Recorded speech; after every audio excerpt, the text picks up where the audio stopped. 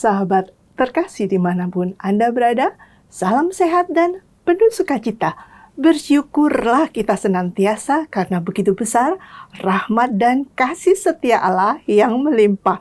Senang sekali saya Laurencia Fani dapat mendampingi Anda semua dalam acara kesayangan kita, Oase Rohani Katolik edisi hari ini, hari Minggu biasa ke-29.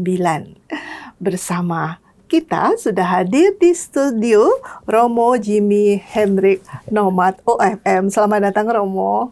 Salam jumpa Fani dan sahabat Oase Rohani Katolik yang terkasih. Sehat ya Romo? Alhamdulillah sehat walafiat. Amin Romo. Baiklah sahabat terkasih, kita mulai acara ini dengan doa pembuka yang akan dipimpin oleh Romo Jimmy. Silakan Romo. Baik, mari kita siapkan hati untuk berdoa. Marilah berdoa dalam nama Bapa dan Putra dan Roh Kudus. Amin. Bapa yang maha baik, kami puji, kami sembah, dan kami muliakan Engkau. Karena Engkau memberkati hidup kami, Engkau berjalan bersama dengan kami, dan memperkenankan kami untuk menikmati setiap anugerah, setiap karunia yang Kau limpahkan kepada kami. Kami bersyukur kepadamu Tuhan untuk segala kebaikan-Mu, untuk segala rahmat yang kami terima.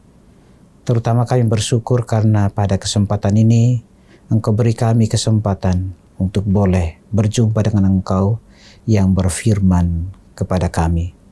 Maka kami mohon urapan Roh Kudus-Mu agar perjumpaan kami dengan Dikau melalui pembacaan dan perenungan firman-Mu ini sungguh-sungguh dapat kami hayati di dalam kehidupan kami.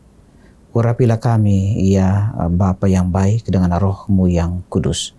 Semoga dengan demikian permenungan kami akan titah-Mu, akan sabda-Mu sungguh-sungguh meresap di dalam kehidupan kami. Kami sembahkan diri, sembahkan juga perjumpaan kami dengan Dikau melalui permenungan firman ini ke dalam tangan kasih-Mu, dan mohonkan berkat-Mu karena Engkaulah Tuhan kami yang hidup dan berkuasa kini dan sepanjang masa. Amin. Dalam nama Bapa dan Putra dan Roh Kudus. Amin. Kita mulai Romo. Ya. Antifon pembuka. Kalau Kristus ada dalam dirimu, maka tubuh memang mati karena dosa, tetapi roh hidup dalam kebenaran. Bacaan pertama dari surat Rasul Paulus kepada jemaat di Efesus, bab 4 ayat 7-16. Saudara-saudara, kepada kita masing-masing telah dianugerahkan kasih karunia menurut ukuran pemberian Kristus. Itulah sebabnya kitab suci berkata, tatkala naik ke tempat tinggi, ia membawa tawanan-tawanan. Ia memberikan pemberian-pemberian kepada manusia. Bukankah ia telah naik? Berarti bahwa ia juga telah turun ke bagian bumi yang paling bawah. Dia yang telah turun itu, dialah pula yang telah naik jauh lebih tinggi daripada semua langit untuk memenuhi segala sesuatu. Dialah juga yang memberikan baik rasul-rasul maupun nabi-nabi, baik pewarta Injil, gembala umat maupun pengajar. Semuanya itu untuk memperlengkapi orang-orang kudus bagi tugas pelayanan, bagi pembangunan tubuh Kristus. Dengan demikian, akhirnya kita semua akan mencapai kesatuan iman dan pengetahuan yang benar tentang Anak Allah, kedewasaan penuh dan tingkat pertumbuhan yang sesuai dengan kepenuhan Kristus. Dengan demikian, kita bukan lagi anak-anak kecil yang diombang-ambingkan oleh rupa-rupa angin pengajaran atau oleh permainan palsu dalam kelicikan mereka yang menyesatkan.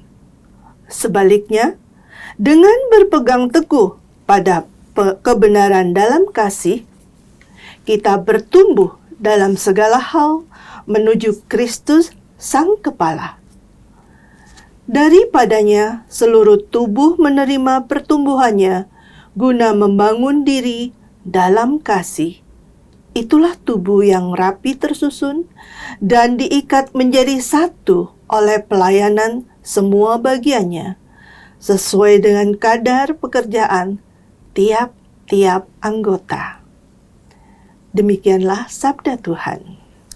Syukur kepada Allah. Marilah kita tanggapi dengan mazmur. Aku bersukacita ketika orang berkata kepadaku, mari kita pergi ke rumah Tuhan. Aku bersukacita ketika orang berkata kepadaku, mari kita pergi ke rumah Tuhan. Aku bersukacita ketika orang berkata kepadaku, mari kita pergi ke rumah Tuhan. Sekarang kaki kami berdiri di pintu gerbangmu, hai Yerusalem. Aku bersukacita ketika orang berkata kepadaku, mari kita pergi ke rumah Tuhan. Hai Yerusalem, yang telah didirikan sebagai kota yang bersambung rapat. Kepadamu suku-suku berziarah, yakni suku-suku Tuhan. Aku bersukacita ketika orang berkata kepadaku, mari kita pergi ke rumah Tuhan. Untuk bersyukur kepada nama Tuhan sesuai dengan peraturan bagi Israel. Sebab di Yerusalemlah ditaruh kursi-kursi pengadilan, kursi-kursi milik keluarga Raja Daud.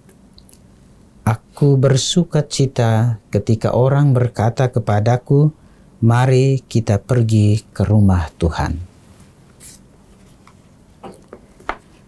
Mari kita siapkan hati untuk mendengarkan bacaan Injil dari Injil Lukas bab 13 ayat 1 sampai dengan 9. Tuhan bersamamu Dan bersama rohmu. Inilah Injil suci menurut Lukas. Dimuliakanlah Tuhan.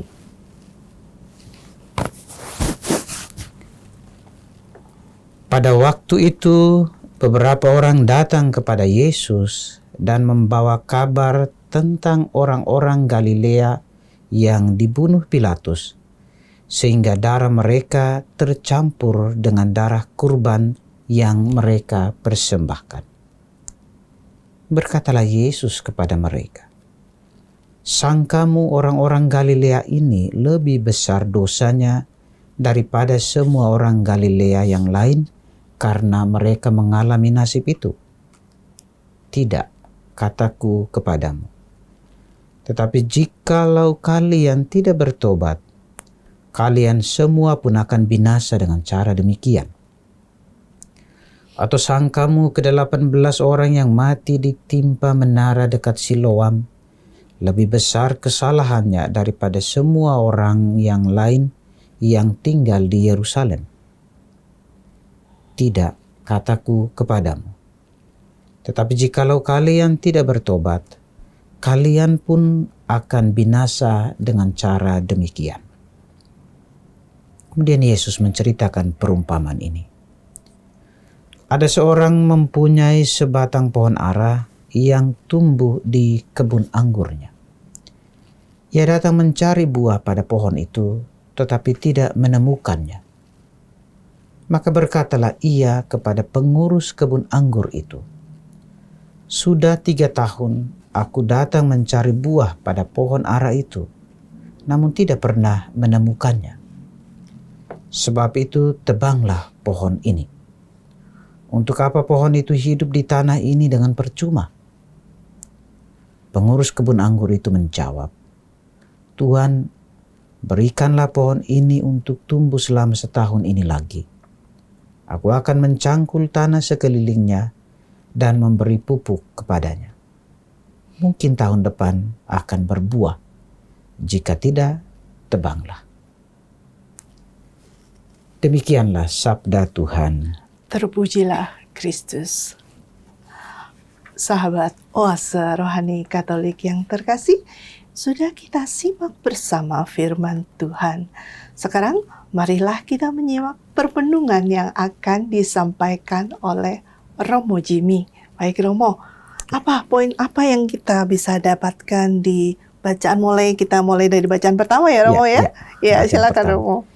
Baik Fani dan sahabat Oase Rohani Katolik yang terkasih, bacaan pertama surat Rasul Paulus kepada jemaat di Efesus sebetulnya mengangkat beberapa hal.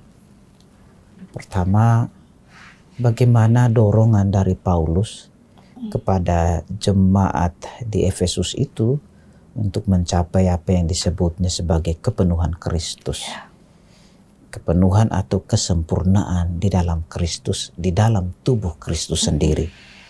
Dan oleh karena itu, boleh saya sebut apa yang disampaikan oleh Paulus dalam bacaan pertama itu sebetulnya berisi pengharapan. Paulus mengharapkan bahwa jemaat di Efesus, tentu juga untuk kita semua, itu bertumbuh dewasa di dalam iman, untuk mencapai kepenuhan dalam Kristus, mencapai kesempurnaan di dalam Kristus. Nah, bagaimana caranya? Ini kan pertanyaan lanjutannya. Bagaimana caranya supaya kemudian kita bisa, atau orang-orang Efesus itu ya, atau kita bisa mencapai kesempurnaan atau kepenuhan dalam Kristus? Itu menarik. Paulus mengatakan bahwa Allah ada pemberian Kristus, pemberian karunia kepada setiap orang untuk mencapai kepenuhan itu. Dan melalui karunia, melalui pemberian Kristus itu, setiap orang selain bisa kemudian mencapai apa yang disebut dengan kepenuhan atau kesempurnaan atau kepenuhan dalam tubuh Kristus sendiri, tetapi juga melalui itu orang saling melengkapi. Orang saling melayani. Dan menarik bahwa Paulus tidak menutup mata untuk melihat bagaimana Allah itu begitu adil dalam pemberian karunia. Ya, kita bahasakan seperti itu ya. Rahmat kepada setiap orang. Ada yang menjadi nabi, ada yang menjadi pewarta, ada yang menjadi gembala umat, ada yang menjadi pengajar. Sebetulnya di balik itu Paulus mau mengatakan atau mengangkat bahwa masing-masing pribadi diberikan karunia yang berbeda. Tetapi itu lalu tidak menjadi sebuah pertentangan. Itu digunakan, tujuannya adalah untuk kesatuan jemaat, untuk saling melengkapi sehingga tercapai yang disebut dengan kepenuhan di dalam Kristus atau kesempurnaan di dalam Kristus sendiri. Jadi menarik sebetulnya Paulus sadari betul karena jemaat di Efesus itu termasuk orang yang dicintai oleh Paulus, dan oleh karena itu dia memberikan peneguhan yang luar biasa. Melalui anugerah itu juga orang lalu kemudian kalau kita lihat di ayat 14 ya, orang kemudian tidak mudah digoyangkan oleh pengajaran palsu. Ya, orang semakin teguh di dalam iman akan Kristus yang telah mereka terima itu. Itu kira-kira gambaran umum yang bisa kita lihat dari bacaan pertama hari ini. Iya Romo. Jadi diberikan, Romo sebut bahwa setiap individu itu diberikan karunia yang berbeda-beda ya. Tentu Allah itu adil. Nah, balik lagi nih ke Romo. Tapi tidak semua manusia, tidak semua individu bisa merasakan bahwa itu sudah adil, begitu loh. Ya, makanya terjadi banyak iri hati kan. Orang saling membanding-bandingkan. Melihat anugerah yang diterima oleh orang lain, kemudian disandingkan dengan dirinya kok nggak sama. Tetapi sebetulnya kan jelas. Tidak hanya dalam surat yang kita dengarkan pada hari ini, tetapi juga dalam suratnya kepada jemaat di Korintus, jelas di sana bahkan secara eksplisit Paulus mengatakan itu ada rupa-rupa karunia, tetapi semuanya satu untuk kebaikan bersama. Atau juga kalau kita lihat di Injil, Yesus mengatakan ya diberikan banyak bakat, diberikan ini, ada yang kemudian menguburkannya. Tentu itu ada maksud yang lebih jelas selain bahwa Allah itu begitu maha adil, begitu maha kuasa. Dia memberikan kepada setiap orang berbeda-beda karena berdasarkan kehendak kasihnya, tetapi juga karena dia tahu kemampuan. Berikan kepada masing-masing kemampuan berdasarkan kemampuan. Sesuai dengan kemampuan manusia itu sendiri. Persoalannya adalah seperti yang tadi Fani katakan, kerap kali kita manusia tidak sudi melihat hal seperti itu, dan akibatnya ya kita jatuh pada dosa yang lain, iri hati, kebencian, kedengkian dan lain sebagainya. Padahal sebetulnya masing-masing diberi berdasarkan kemampuan dan ukuran, dan semuanya digunakan dengan maksud yang sama, yaitu untuk kebaikan, untuk pertumbuhan. Dalam bahasa Paulus hari ini, yaitu untuk kedewasaan di dalam iman, pertumbuhan dan mencapai kesempurnaan di dalam tubuh Kristus sendiri. Begitu. Iya, yang kedua tadi Romo sebutkan tentang pengharapan ya Romo ya. Nah, itu bagaimana koneksinya Romo? Dalam bahasa Paulus sebetulnya kita membaca, merenungkannya, ada sebuah pengharapan luar biasa. Jadi kalau dengan karunia, pengharapannya jelas ya, supaya jemaat itu bisa bertumbuh. Kita yang percaya kepada Kristus bisa berkembang di dalam iman dan mewujudkan iman itu sebagai bentuk kesaksian kita dalam kehidupan kita. Bahwa tidak bisa dimungkiri, masing-masing kita diberikan karunia yang berbeda, tetapi tadi seperti yang sudah kita lihat bersama, semuanya demi kebaikan bersama. Pengharapannya juga tentu kalau kita baca terus, kalau kita renungkan terus, ada maksud yang juga secara eksplisit disampaikan, semuanya demi pelayanan. Pelayanan kepada setiap atau satu sama lain, saling melayani. Nah, koneksinya menjadi jelas bahwa antara pertumbuhan yang sungguh-sungguh menjadi pengharapan Paulus itu lalu kemudian menjadi konkret ketika orang sadar diri akan apa yang diterimanya, digunakannya dengan baik untuk saling melengkapi dan juga saling melayani. Itu kalau saya lihat seperti itu. Bacaan ini, perikop ini lebih membicarakan apa yang menjadi pengharapan Paulus supaya dimiliki atau dihidupi oleh kita sebagai pengikut Kristus. Tidak hanya kepada jemaat di Efesus, tapi untuk kita semua. Begitu. Ujungnya kita sudah mendapat memberi akhirnya ya Romo ya. Anugerah.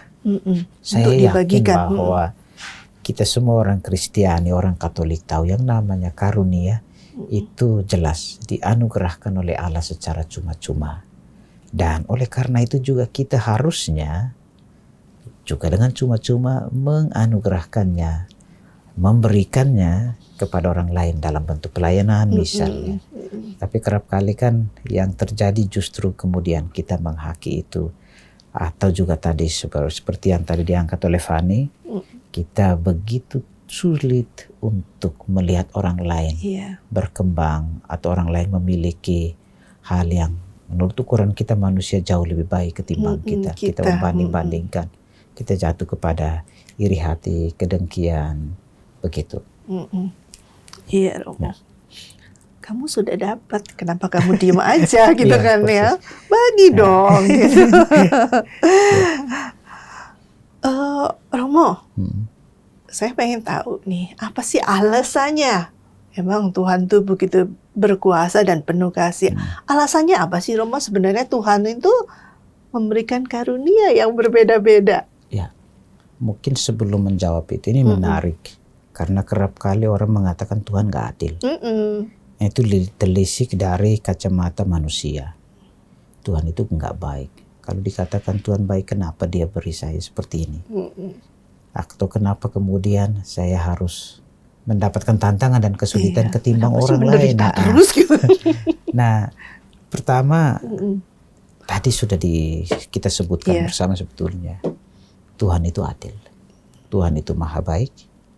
Tuhan itu maha mengetahui.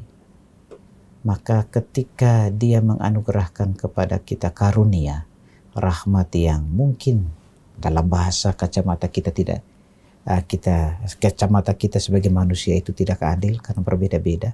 Padahal Tuhan punya maksud yang luhur mulia. Dia tahu kemampuan kita. Kalau mungkin kita ingat seperti yang dikatakan oleh Yesus dalam Injil ya, sia-sia kalau membuang emas ke mulut babi. Iya. Apa yang dikaruniakan kepada kita hendaknya kemudian menjadi tanggung jawab kita untuk kita kembangkan. Mungkin itu menjadi alasan bahwa Dia tahu apa yang menjadi kemampuan kita. Sehingga Dia berikan berdasarkan ukuran, berdasarkan kemampuan kita untuk kita kembangkan dengan baik. Demi tidak hanya anugerah itu untuk kebaikan kita, tetapi terutama kebaikan sesama untuk menjadi berkat bagi orang lain yang ada di sekitar kita. Nah, itu yang saya bisa katakan berkaitan dengan pertanyaan Fani. Kenapa? Alasannya seperti itu. Secara manusiawi kita harus akui kerap kali kita tidak sudi untuk menerima itu. Kita merasa Tuhan gak adil. Tetapi siapa yang menyelami maksud hati Allah? Iya. Semua yang kita tahu dan kita yakini Allah luar biasa adil dan baik untuk kita semua. Begitu. Iya, Nah, untuk kita yang selalu merasa iri terhadap apa yang dimiliki oleh orang lain, apa alasannya? Berarti kita juga kita menutup hati untuk menerima apa yang Tuhan berikan kepada kita untuk kita kembangkan. Lalu kemudian kita jatuh pada hal yang lebih dahsyat, yaitu membandingkan bahkan kemudian tidak menerima apa yang Tuhan beri itu. Iya, Romo, saya jadi mengerti. Jadi kita tidak boleh lepas dari rasa bersyukur ya Romo, atas segala yang sudah kita terima. Jadi ojo banding-banding ke. Begitu ya Romo ya. Baik Romo, kita lanjutkan ya pembicaraan kita di sesi yang kedua. Sahabat Oase Rohani Katolik yang terkasih, kita break sejenak di sesi yang pertama ini, kita lanjut di sesi yang kedua. Jangan kemana-mana, tetap di tempat Anda.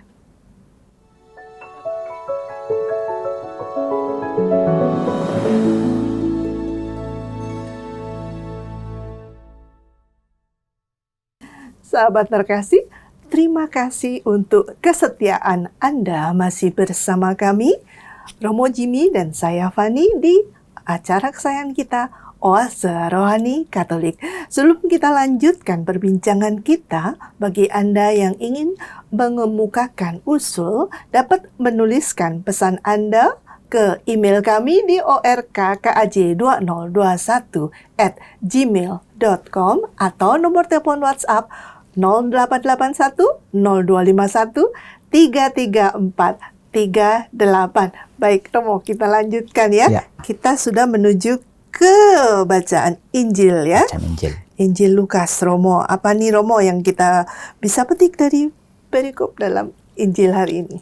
Baik Fani dan sahabat Oase Rohani Katolik yang saya kasihi, bacaan Injil hari ini kalau saya coba untuk pilih dari ayat 1, bab 13 ayat 1 sampai dengan 5, itu mengungkapkan tentang beberapa orang yang datang kepada Yesus menceritakan tentang dua kisah, yaitu orang-orang yang dibunuh, orang-orang Galilea yang dibunuh oleh Pilatus ya, dikatakan di sana.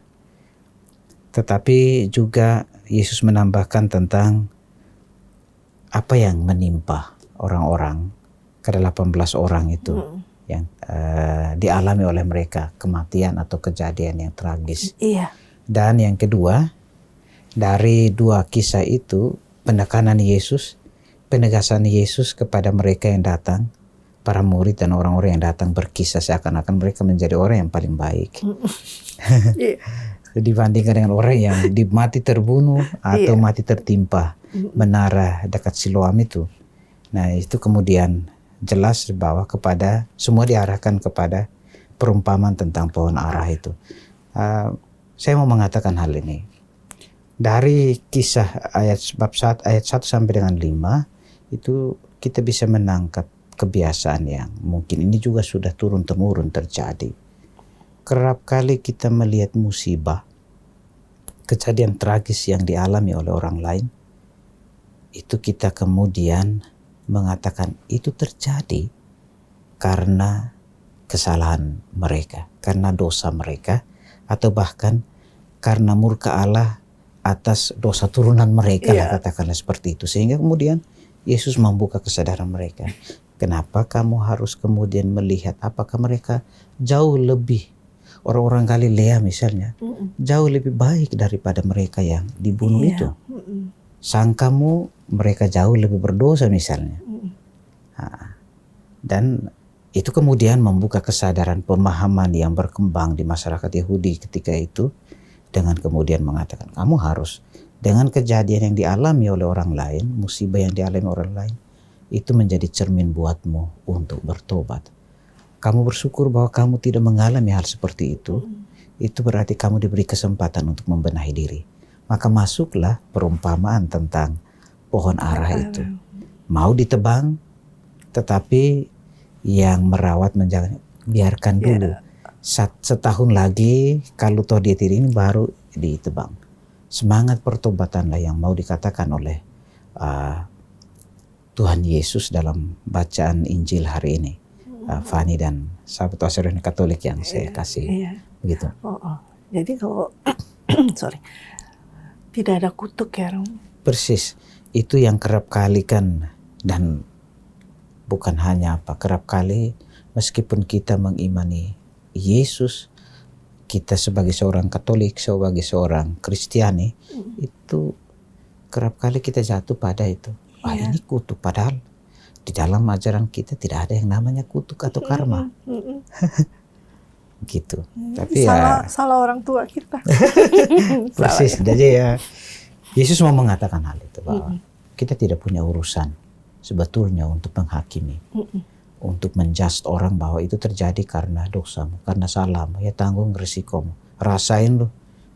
Padahal itu sebetulnya apa yang dialami oleh orang lain membuat kita semakin mawas diri, mengoreksi diri, supaya kemudian juga kita tidak mengalami hal yang sama. Bukan lalu kemudian ikut mencela, menghakimi dan lain sebagainya.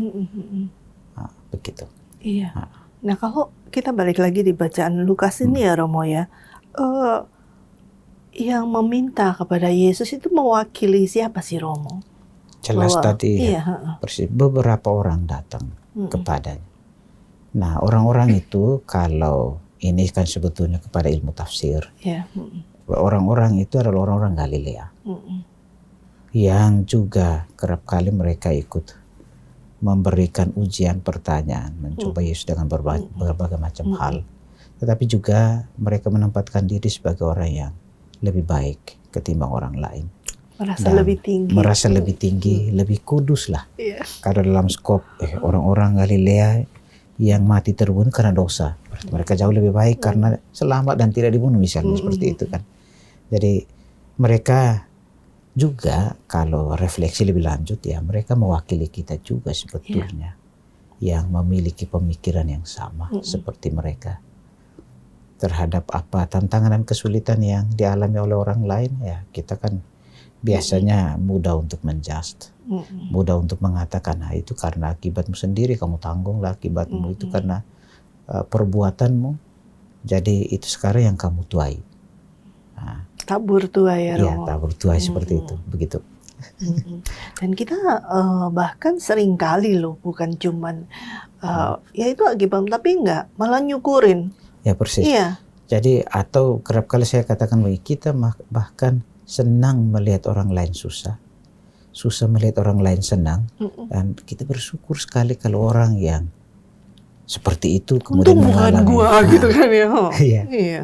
Jadi Tuhan Yesus sekali lagi hari ini membuka kesadaran kita untuk tidak kemudian membiarkan diri kita terus tenggelam dalam tindakan dan perbuatan seperti itu, karena kita tidak jauh lebih buruk dari orang-orang yang mendapatkan kesulitan atau tantangan di dalam kehidupannya dibandingkan dengan kita. Yang perlu adalah bahwa kita harus selalu sadar diri, terus-menerus memperbaharui diri. Dalam bahasa Santo Fransiskus Assisi, setiap saat, setiap waktu adalah saat bagiku untuk bertobat. Mengevaluasi diri dan kemudian membaharui diri dalam semangat pertobatan. Nah, Yesus hari ini mau mengatakan seperti yang menjadi permenungan atau refleksi dari Santo Fransiskus Assisi itu. Saya mau terus-menerus membaharui diri, tidak lalu serta-merta melihat orang lain dan kemudian bersyukur atas apa yang menimpa, atau atas apa yang sedang dialami oleh orang lain. Kejadian tragis, jangankan kejadian tragis, tapi tantangan dan kesulitan, persoalan-persoalan. Kadarnya kan mungkin juga memang berbeda, tetapi kita harus kemudian memiliki kesadaran bahwa Tuhan itu punya kehendak yang luar biasa memberikan kepada masing-masing tantangan dan kesulitannya, dan bagi kita ya yang mesti kita miliki adalah saya harus saya senang Fani mengangkat syukurin lu. Nah, tidak ada ruang bagi kita orang Kristiani untuk kemudian memiliki anggapan atau tindakan seperti itu. Begitu. Iya. Jadi harusnya memang kalau kita semua menyadari bahwa ini perikop ini mengajak kita untuk bertobat terus-menerus ya, Romo ya. Nah, kalau kita menyadari bahwa kita memang harus bertobat terus-menerus seperti yang Romo katakan tadi, melalui refleksi, memperbaiki diri, bahwa bertobat itu bukan berarti dari perbuatan yang berantakan ke gimana, tapi konkretnya ya dalam refleksi itu sendiri ya, Romo ya. Ya, persis. Jadi bertobat itu tidak hanya sekedar mengakui kesalahan. Tetapi bertobat itu berarti mengubah paradigma yang keliru. Mulai dari pikiran kita yang tidak benar. Lalu juga kemudian mengubah sikap tindakan kita. Itu yang kemudian sejatinya diharapkan. Maka kalau kita kaitkan dengan perumpamaan mengenai pohon ara, itu jelas. Setiap saat adalah kesempatan berahmat yang Tuhan berikan kepada kita supaya menghasilkan buah yang baik. Nah, supaya sampai pada menghasilkan buah yang baik berupa perbuatan-perbuatan baik, maka tadi saya kutip apa yang juga dikatakan oleh Santo Fransiskus Assisi. Setiap saat itu adalah saat buat saya untuk evaluasi diri, berbenah diri, hidup dalam pertobatan. Nah, jadi kemudian menjadi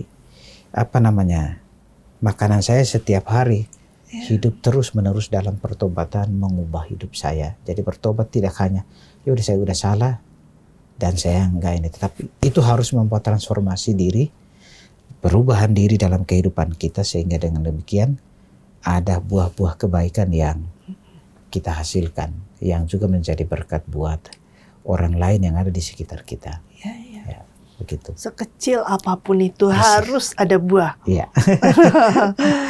Dan karena kalau dihubungkan dengan karunia tadi, nggak selalu buah itu melimpah ya. Setiap orang punya karunia yang berbeda ya, Romo. Apalagi nih Romo tentang Injil Lukas ini yang bisa dipetik. Injil Lukas saya mau mengangkat ini nih. Selain bahwa mesti ada kesadaran penuh di dalam diri kita untuk kemudian terus mengevaluasi diri, tetapi juga Yesus hari ini mau mengangkat atau kita belajar dari apa yang beberapa orang itu ya tadi juga sudah kita singgung. Mungkin ini juga menjadi pertanyaan buat kita sebagai orang beriman Kristen yang gampang menghakimi, menilai orang lain. Kita tidak punya hak sedikit pun untuk menghakimi atau menilai orang lain. Hak kita sebagai manusia ditambah dengan identitas kita manusia Kristiani, hak dan kewajiban kita adalah hidup dalam kebaikan dan kebenaran yang dikehendaki oleh Tuhan. Ruang untuk menghakimi orang lain itu bukan urusan saya. Saya tidak memiliki sedikit pun pretensi untuk kemudian menilai orang lain sebagai yang bukan-bukan. Dan kalau dikaitkan dengan karunia, itu sebetulnya sudah jelas. Dengan rahmat yang saya terima, selain bahwa saya harusnya tidak mudah menghakimi, menilai orang lain lalu pada saat yang sama menempatkan diri sebagai yang paling baik. Tetapi saya gunakan karunia itu untuk kemudian saling memperbaiki, saling melengkapi. Alangkah indahnya kalau kemudian ada kekeliruan di dalam hidup bersama, kita tidak mudah kemudian jatuh kepada perselisihan, pertengkaran dan lain sebagainya. Tetapi kemudian ada ruang di dalam hidup bersama untuk saling mengoreksi untuk saling membangun satu sama lain. Bahasa Paulus supaya kita sama-sama bertumbuh dalam kedewasaan atau kesempurnaan tubuh Kristus sendiri. Maka koneksinya kemudian atau benang merah antara bacaan pertama dan bacaan Injil yang saya renungkan seperti itu. Ketika di dalam diri kita mudah untuk menghakimi, tidak ada semangat pertobatan, evaluasi diri, itu berarti kita sekaligus juga menutup apa yang telah Tuhan anugerahkan kepada kita berupa karunia itu. Dan yang sebetulnya tujuannya adalah untuk kebaikan bersama itu tidak tercapai, ya karena dengan tahu dan mau, bahkan sadar, kita menutup diri, menutup hati kita untuk itu. Gitu. Jadi hemat saya, mari kita terus-menerus sadar diri sebetulnya. Sadar diri. Ketika di dalam hidup satu hari aja tidak ada ruang untuk mengevaluasi diri, maka dia tidak tahu apa kesalahan yang dia lakukan hari ini. Tapi kalau ada ruang di dalam bahasa tadi Fani katakan, kita mesti refleksi, masuk di dalam permenungan. Maka pertanyaan untuk kita ya, masih dalam bulan Oktober, adakah ruang di dalam hidup kita masing-masing, di dalam keluarga untuk berefleksi? Adakah dalam satu hari cukup 5 menit sebelum tidur, misalnya hari ini saya udah buat ini, saya salah, saya udah membangun komitmen supaya besoknya saya menjadi jauh lebih baik atau enggak? Karena Tuhan masih beri kepada saya kesempatan.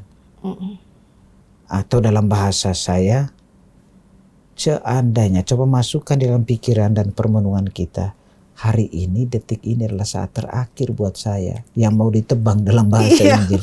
Apa yang mesti saya lakukan? Pasti saya akan berusaha untuk melakukan yang terbaik. Maka mari kita manfaatkan kesempatan juga untuk evaluasi hidup kita, supaya terus-menerus kita baharui kehidupan kita dalam semangat tadi pertobatan. Dan kuncinya tidak ada kerendahan, tidak ada kesombongan. Yang ada adalah kerendahan hati. Hanya orang yang rendah hati yang mengakui diri, mengakui keterbatasan, mengakui kesalahan. Selagi kita pongah, maka tidak ada ruang untuk kemudian terus mengevaluasi diri, merubah diri. Yang adalah kita akan lihat orang lain, mudah melihat orang lain. Bahkan karena itu kita juga menutup mata terhadap karunia yang dianugerahkan oleh Tuhan kepada sesama, kepada orang lain itu. Gitu. Dan sumber dari semua pengajaran terhadap kita, agar tidak tersesat itu pengajaran sesat itu sendiri, Romo. Kerap kali kan yang terjadi seperti itu. Selain karena kita sudah dengan sadar menyesatkan diri karena berbagai macam anggapan, pikiran atau just tadi, tetapi juga kalau kaitkan dengan tadi orang-orang datang. Sampai saat ini juga orang Kristen, orang Katolik juga masih memiliki pemahaman yang sama kan. Itu sebuah kesesatan. Kita sendiri yang mau sesat gitu kan ya. Maka mari supaya tidak sesat, ikuti apa yang dikehendaki oleh Tuhan. Amin. Semoga kita makin dimampukan ya Romo untuk itu. Amin. Baik, sahabat oase rohani yang dikasihi Tuhan, kita sudah sampai di penghujung acara dan kita setelah mendengar permenungan dari Romo Jimmy yang luar biasa, kita tutup pertemuan kita kali ini dengan doa penutup oleh Romo. Silakan Romo. Marilah berdoa. Dalam nama Bapa dan Putra dan Roh Kudus. Amin. Syukur, puji, dan sembah kami haturkan ke hadapan hadirat-Mu untuk firman-Mu yang kami renungkan bersama pada kesempatan ini. Engkau menyadarkan kami bahwa kami harus mencapai kesempurnaan dalam Putra-Mu Tuhan kami Yesus Kristus. Dan untuk itu Engkau anugerahkan kepada kami rahmat, karunia untuk hidup kami dan juga untuk kebaikan bersama. Engkau juga menghendaki agar kami terus membaharui diri dalam semangat pertobatan, menjauhkan diri dari salah dan dosa di mana kami sebagai manusia kerap kali mudah menghakimi, menjudge orang lain, menilai orang lain, lalu lupa untuk memperbaharui diri. Semoga Engkau menganugerahkan Roh-Mu yang kudus kepada kami sehingga apa yang kami renungkan pada kesempatan ini dapat kami hayati, resapi, dan hidupi di dalam kehidupan kami. Tanpa Engkau, segala niat pengharapan kami untuk menjadi lebih baik di hadapan-Mu dan di hadapan sesama tidak akan kesampaian. Oleh karena itu kami selalu mengharapkan tuntunan, lindungan, penyertaan, dan berkat-Mu bagi kami sekalian. Demi Kristus Tuhan dan pengantara kami. Amin. Tuhan bersamamu. Dan bersama Roh-Mu. Bapak, Ibu, Saudara, dan Saudari, seluruh hidup kita, niat-niat baik kita, senantiasa diberkati oleh Allah yang Maha Kuasa, Bapa dan Putra dan Roh Kudus. Amin. Terima kasih Romo Sama-sama. Jimmy. Sahabat terkasih, sampai di sini perjumpaan kita di acara kesayangan kita, Oase Rohani Katolik edisi hari ini. Romo Jimmy dan saya Fani pamit undur diri. Sampai jumpa di edisi yang berikutnya. Salam damai.